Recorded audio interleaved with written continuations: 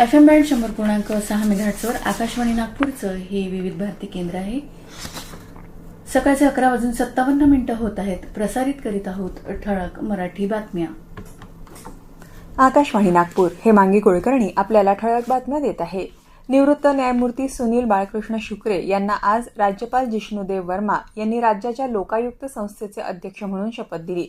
मुंबईतील लोकभवनात झालेल्या या शपथविधी सोहळ्याला मुख्यमंत्री देवेंद्र फडणवीस, उपमुख्यमंत्री एकनाथ शिंदे, उपमुख्यमंत्री सुनेत्रा पवार, विधानसभा अध्यक्ष राहुल नार्वेकर यांच्यासह अन्य मान्यवर उपस्थित होते.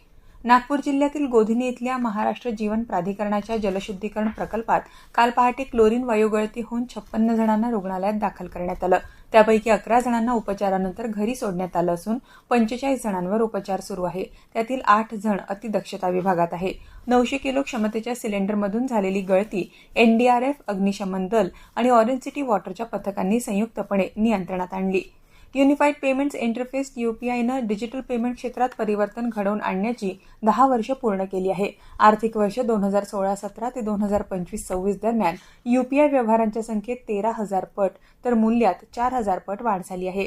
जगातल्या 11 देशांमध्ये यूपीआय कार्यरत असून 703 बँका या प्रणालीशी जोडल्या गेल्या आहे. यूपीआयमुळे लहान शहरांपासून ते थेट खेड्यांपर्यंत दैनंदिन कोट्यावधी व्यवहार अवघ्या काही सेकंदात शक्य झाले आहे. गव्हाचं पीठ आणि संबंधित पदार्थांवरच्या निर्यातीवरचे निर्बंध सरकारनं उठवले आहे. त्यामुळे आटा, मैदा, रवा आणि इतर उत्पादनांच्या निर्यातीचा मार्ग मोकळा झालाय. परकीय व्यापार महासंचालनालयाने याबाबत अधिसूचना जारी केली आहे. निर्यात धोरणातले हे बदल लगेच लागू होतील.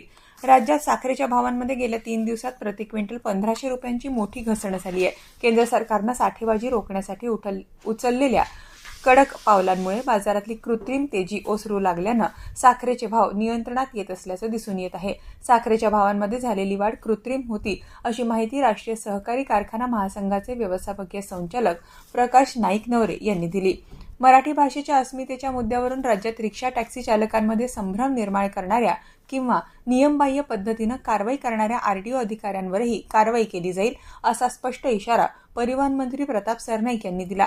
मराठीच्या मुद्द्यावर राज्यात कोणत्याही रिक्षा किंवा टॅक्सी चालकाचा लायसन्स किंवा बॅच रद्द करण्यात आलेलं नाही. तसंच कोणालाही 20 ते 25 हजार रुपयांचा दंड करण्यात आलेला नसल्याचं त्यांनी स्पष्ट केलं. याबरोबरच हे ठळक बातमीपत्र संपलं. यापुढील प्रादेशिक बातमीपत्र संध्याकाळी 6:05 ऐकता येईल. नमस्कार.